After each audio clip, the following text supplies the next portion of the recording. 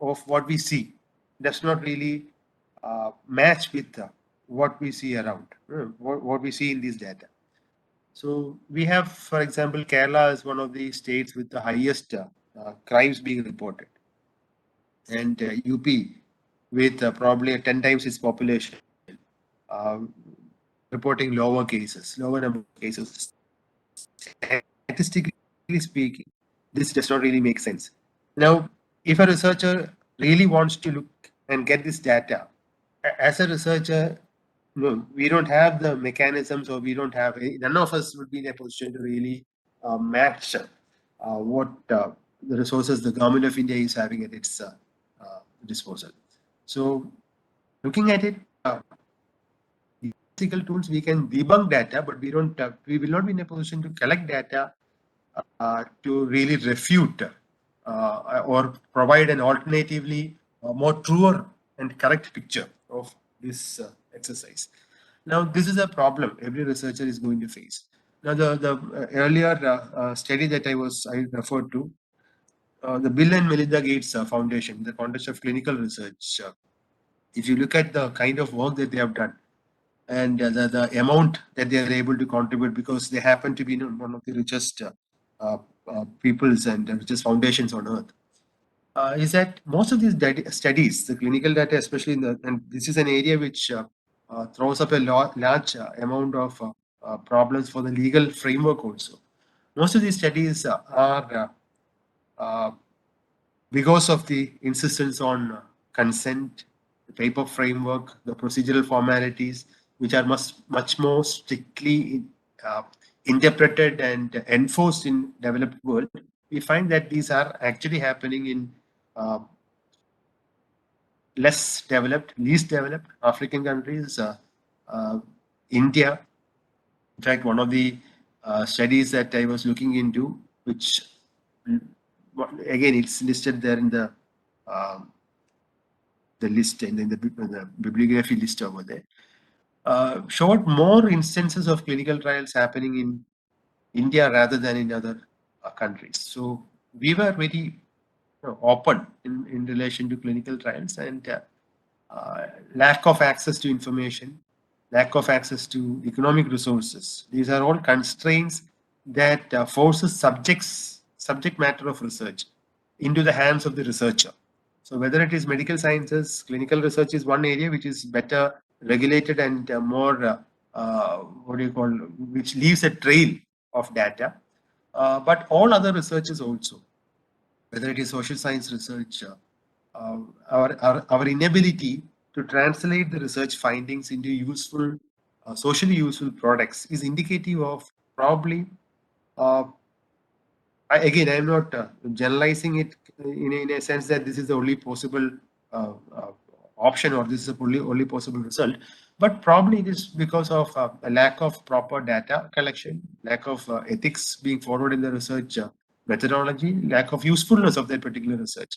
So social science research, legal research, any kind of research which does not really yield something that is useful for society is essentially uh, uh, going wrong or contradicting with one of the essences, one of the fundamentals of doing research. Is the research useful? If the research is not useful, why should you waste your time? Why should you waste the society's time? Why should you waste the subject's time? And it's not just a question of time, but also the resources that are available to all these persons. So when we look into solutions, problem solutions in this is that we need to train, of course, the next generation, because what we eventually become is what we are taught to be and what we aspire to be, and teachers are the role models who can actually provide the sufficient guidance to the people, to the students. Then constructive criticism, by looking at what they have done and then guiding them in such a way that this aspect of ethics is known to them. What is their expectations of the society? It's a continuous grooming exercise that and a mentoring exercise that needs to be done at the right from the time of schooling, for the purpose of ensuring that the individual issue is addressed, because ultimately it's a self-interest that promotes unethical behavior. We have the CSIR guidelines. I'm not going into all these things. I'm just saying that there are different uh, attempts at creating ethical codes for the purpose of promoting research. We have these are the major funding agencies so far as India is concerned, which are there. These funds may come directly or through universities, so that academia gets to benefit out of the government or public funds for the purpose of research. And in all these instances, you will also find ethical codes, guidelines in relation to how the particular in the discipline-centric research needs to be conducted. So those who are interested in pursuing research in these areas probably might find it interesting that they actually provide funds. But again, it is vetted by bodies which looks into all the aspects of research before they grant the fund. Again, ethical codes which are available in the public domain. Uh, US is a major contributor, which and US different agencies have ethical codes in this area. Then other uh, influential research policies. Uh, some of them, most of them are available online. I just want two areas to be noted, at least read by everybody who wants to be looking into this area. The one is the Nuremberg Code, and the other is the Declaration of Helsinki.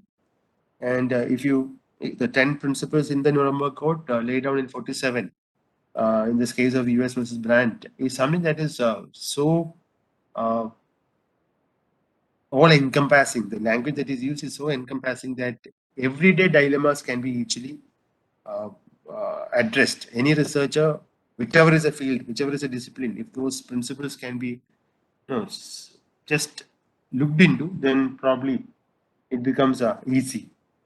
So this is in the context of human subject, and whether it is social science research or science research, most research will affect human beings. That human being may not be the subject matter as such, but ultimate beneficiary or ultimate uh, uh, user of that particular research could be a human being. So if you just modify it to suit that particular objective, then some of these principles that are laid down would be useful. So 10 of them, voluntary consent is one thing, then fruitful result for the research, where if it is obtainable through other means, then do not pursue it in such a way that a human being is put to, or even any animal life or anybody is put to a harm as such. Then do things if this is only alternative, giving choices to quit from the research, informing the person with respect to the particular research, then uh, your own involvement uh, as a person, as a researcher. Sometimes the researchers' uh, interest uh, or the subject's interest might not be understood by the researcher if the researcher has not really placed himself in that helpless position of the subject. So when you are participating, probably your outlook will be different in relation to anything that is part of that research. Of course, objectivity has to be maintained. All those aspects are there. Then the laying down of the objects in the first instance, so that even if you are affected, the subsequent events of the research uh, changes, forces a change in the course of research. Uh, some set parameters must be made available so that the subject matter of research is, if the person is reduced to a situation where objectivity is lost or ability to take decisions is lost, or the outcome, the intermittent outcome of research, intermediate outcomes of research is actually influencing a change, then also if there is there's something that is already laid down and a particular norm is laid down, then it becomes easier for the researcher to look into it and then move away when that particular ceiling or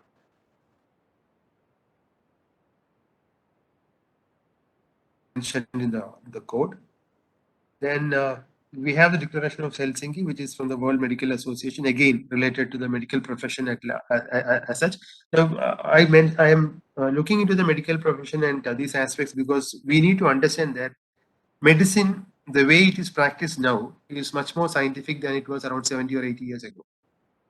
Law and medicine in that particular time period has evolved. One has almost remained as a fossil. Law has almost remained as a fossil, while medicine has advanced uh, has been able to adapt the scientific principles of doing research and of progressing and uh, uh,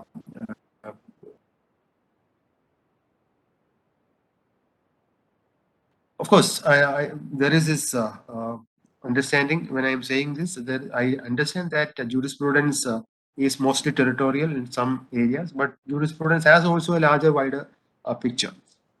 But we have not been able to use the scientific tools in such a way for the purpose of research that we can actually claim the advancement that the medical profession has actually done. So most of these considerations, the ethical codes, the norms of conduct, all these are more codified in the medical field than in any other field. So that conscious effort must be really something that needs to come from the peers, the practitioners of that particular profession, for the purpose of actually, creating the ground norms, the groundwork, the fundamentals, the rules, the expectations, codifying it for the purpose of others who are entering the field at the later point in time.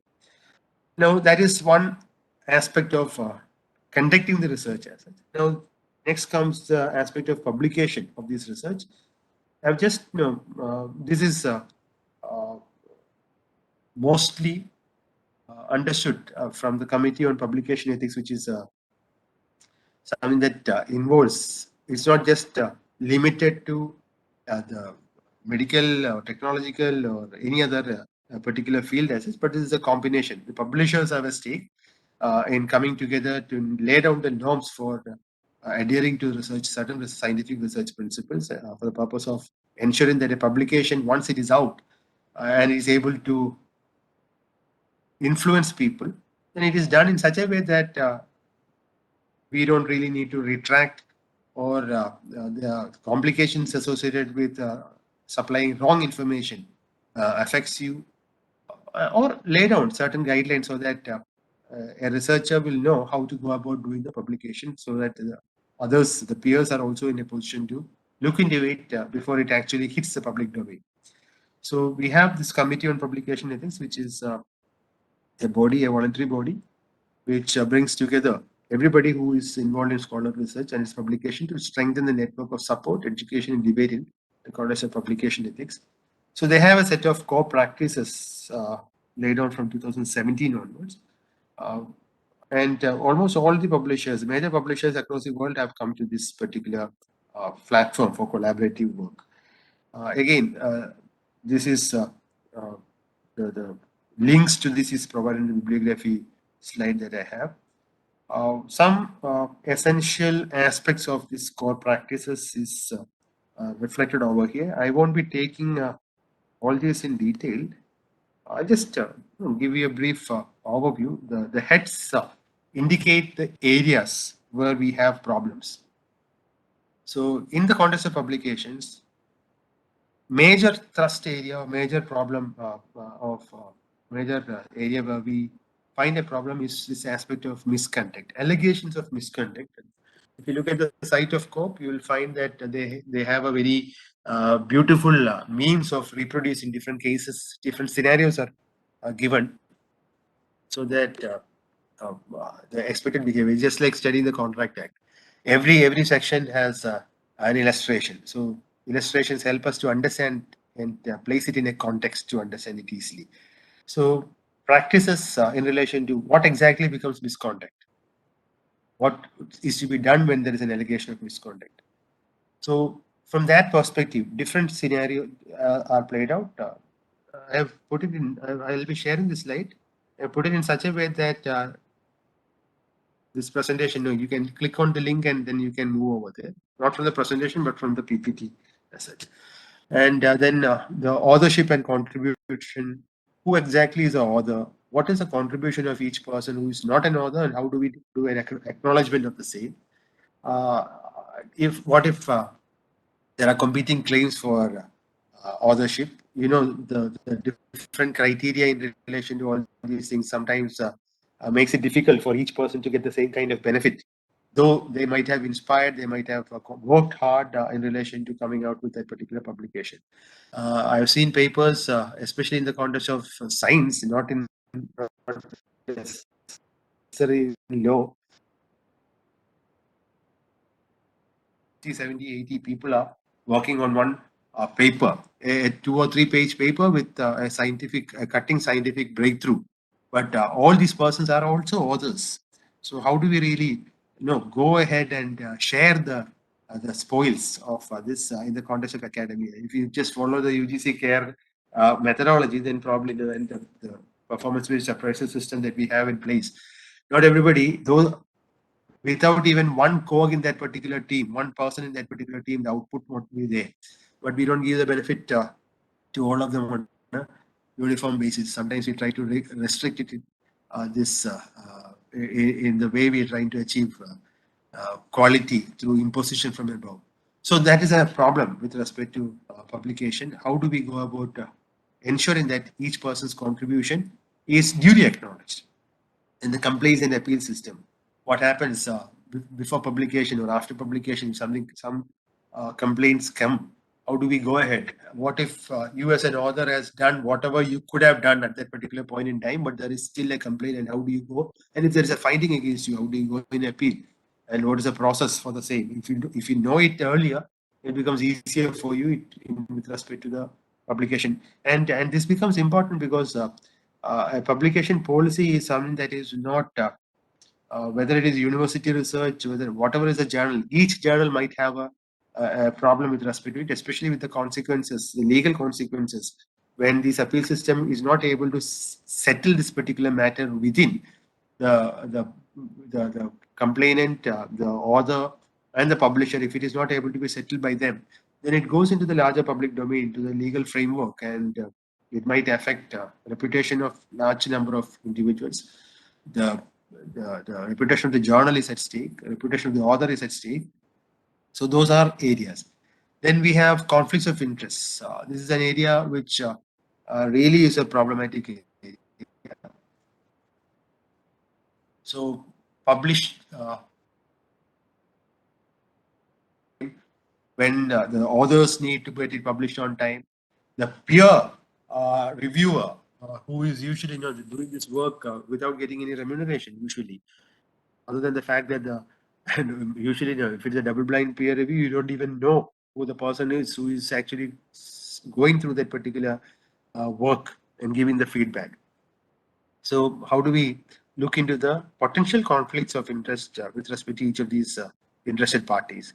Then the use of data and the data protection laws also, intellectual property in the context of data protection, that is there. Now, one of the major problems with respect to is the need to duplicate data sometimes, in order to test the outcome of a particular research, and relying on data, and of course using tools, statistics, uh, of identifying whether something is wrong or not. But it is again something that we need to rely on the author, and the author is hiding behind legal frameworks for the purpose of ensuring that nobody replicates the data, or nobody is given an opportunity to test the data for the purpose of ensuring the validity of the findings. These are all areas where we have issues in the context of publication. Ethical oversight the committee findings that I mentioned. There was a time when I don't know whether it is still true or not, but one ethical committee overseeing hundreds of experiments. Is it really meaningful? Because you are on one side, there is a legal requirement. You show on paper that the legal requirement, but in spirit, you are not really enabling the ethical committees to do a proper oversight as such. Again, this is an institutional and a regulatory problem, as well as a problem of what do you call scarcity of persons. These are all issues that are systemic in nature. Intellectual property, the protection of intellectual property, journal management. Sometimes, this is what a reviewer or a publisher faces. You do all the assistance for the purpose of looking into it, giving the feedback, and then they retract and go for publication elsewhere. Sometimes the authors are left high and dry because the reviewer or the publisher does not get back to you for months at a time, and meanwhile somebody else publishes a competing article, so you lose out. So this is a problem. And then, of course, what if something goes wrong? The publisher gets sued because the author may not be having enough uh, by way of a financial what do you call backup in order to offer a compensation. So ultimately, it becomes a burden of the publisher. Then the peer review processes itself, where publishers tend to abuse their hold over the academics who actually look into these matters by not paying them, or by by giving some incentives where another paper gets published as a quid pro quo. So all kinds of unethical behavior is possible, and cases are there where these unethical behaviors were spotted. So that is why this become part of the core practices, where guidelines are to be issued. Then the post-publication discussions. You publish something, others refute your findings. Do you retract? What if the author does not want to retract? What if some team members retract? So all kinds of issues are to be found in these areas. So the core practices of COP covers these with specific guidelines of how to deal with it, giving illustrations and case studies, which allows for adoption and guidance in relation to how to cope up with such kinds of issues. Then yeah, this is a bibliography that I have included. This is what I have gone through for the purpose of the content that is there. Yeah, around 17 different aspects are mentioned. Each link is current. Okay, since it is probably over the last week these were looked into, so each link is current, can be looked into. I'll leave it with the organizers. So that brings me to the end of my presentation. As such, I'm open for questions, discussions, whatever.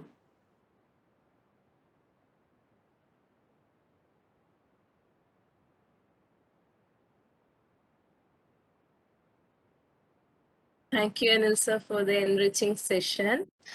We have one question in the chat box, and the question is from Shashindran K. He had asked that in interdisciplinary research and collaborative research, researcher may be entering the domains of other disciplines in which research is supervised and regulated by statutory authorities and committees. Example, medicine, all clinical studies, even thesis protocols are required to be submitted to the Institutional Ethics Committee, and in serious research, prior approval has to be obtained from DCGI or HMSC. May I request you to kindly enlighten the participants in which all studies researchers should seek prior permission and from who? Well, one thing is that it's very broadly worded. Any research by any institution necessarily has to go through its ethics committee. Any research proposal, because we don't know. As a researcher, when I write a proposal, I don't know the repercussions. There are things which I can anticipate, and if it involves because we are using public money, that is one of the reasons why we have uh, mandatory research committees as such created, because this is a question that has to be addressed by the committee, and a collective opinion will have to be taken as to whether it involves. Because from a researcher's perspective, we might be having very narrow vision with respect to what our objectives are, but its repercussions might have to be looked into from a larger perspective with inputs from others involved in other disciplines also. So there is no hard and fast rule that I can say, but it is always advisable to lay it down before a research ethics committee, and seek the advice before you take a call on this. If there is any doubt that shows that any doubt with respect to the sanctity of doing that research without permission or without approval, shows that there is something that you know of which we don't know. So depending upon what that doubt is, probably we can understand which authority is probably the one that needs to give you the permission. I cannot know. Just like that, I cannot say that, okay, this requires that. That kind of a thing is not possible. Ultimately, it boils down to what the research proposal is. Probably as a thumb rule, the only guideline that I can I can suggest is that any research proposal must go before the ethics committee of your institution.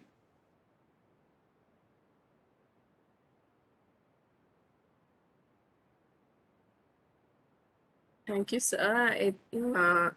If there is any other questions from part of participants, please either you post it in the chat box or can ask directly. The Q&A session is open for all.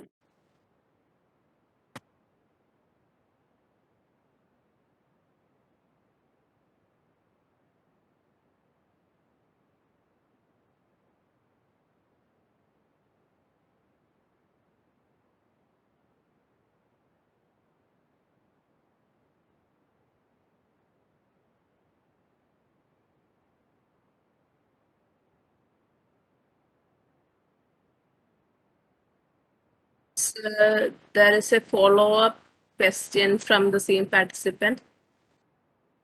In the context of interdisciplinary publications, if one research area is very dynamic, for example, an area linked to medical science, how to write and publish without contribution becoming irrelevant or without facing the threat of retraction? Can you explain the timing that you mentioned? If that is the case, is it wise to publish in interdisciplinary journals or in legal journals where we have retraction policies? What I can suggest in this particular context is simple. One, we are trying to promote interdisciplinary research. So getting it published in interdisciplinary journals would be much more advantageous to a person to get your message across. Uh, Sorry, please read no retraction policy. Yeah, I understand. So sometimes, once you put it out into the public domain, the publisher may be very reluctant to take it back. That is one of the reasons why the UGC care process is actually promoting that Scopus listed journals as the standard or UGC care listed, because we are trying to ensure and encourage publishers to adopt these policies that the COPA has actually placed over there. So individual publishers, small scale, small time publishers, fly by night operators, these are not entities really interested in the getting this information and staying in the thing. They are after the quick money, or they may not have the necessary resources with them to actually ensure a proper peer review, to do a retraction and then give wide publicity to that. So it's a question of what exactly is your objective. If you are not good enough, this is a problem. Okay, as an academic, I may not be really good enough to get my message across, and then that is the reason why I settle myself for a lesser known publisher. So if my research finding is really useful and really good enough, then probably it will get published in a Scopus publication. Or on the other side, of course, there is a serious problem that uh, publishing industry is now dominated by a few. Thomson Reuters is one such. Elsevier's Scopus is with Elsevier. So they have actually taken over the publishing industry, and most of our domestic players are finding themselves to be purchased out by them. So, and the public institutions, because by enabling access to these databases, the public institutions are spending huge amount by way of subscription. Um, to my knowledge, inside information, around 10 crore is going to be going from the Kerala government for the purpose of getting some of these publications to all the universities. So that is the kind of commitment that the public authorities will have to provide for the purpose of ensuring that quality of these publications, the journals, are actually maintained, though at a larger cost to the public exchequer. From a researcher's perspective, it adds the prestige of the person, of the researcher, and the findings if we can actually get it published in something in a journal which really is acknowledged to be a standard one. So whether it is legal, if you know that a particular publication is it's easy to get it published in a particular publication, probably then they don't really follow all the policies that is required. That is why it becomes easier. But on the other side, nothing prevents you from opening your own blog and publishing this data, where you can, no, you're not dependent upon anybody else to make a retraction. If you are really concerned about, you know, getting it out in the public domain without losing its validity. But you need not write a research paper with all the technical jargon. You can write to the newspapers so that the basic of it is really out in the public domain, and you know that, and the world knows that you are the first person who is advocating that particular, or who has made the discovery or coming out with that particular uh, idea as such. So it's something that is left to you as a researcher. The guidelines are there to help you find the most appropriate one, depending upon what exactly is your problem. And the ethics committees are there to help you with respect to conducting the research of it. If you are really pushed for time, not because of the research aspect of it, but because of other considerations, your own professional advancement and your career prospects and other regulatory requirements, then probably you are not really, you know, doing research for the purpose of research, or doing research for this for the betterment of humanity. There is always this possibility of your own conflict of interest clouding your judgment. So, what is your purpose? Your purpose is to serve humanity. Probably go with the best publishers, or publish it for free, make it available in the public domain, but be responsible so that all these requirements are followed by you as the author. Don't blame the publisher, because you are going to be the publisher. Nothing prevents an author from being the publisher, but don't let it be a publication because no publisher is willing to take your publication because of that publication not having, that particular article not having any value. So there are different ways of looking at it. You have free or open source kind of publishers also, where you can publish. So academia.edu is one. It's up to you. I think I answered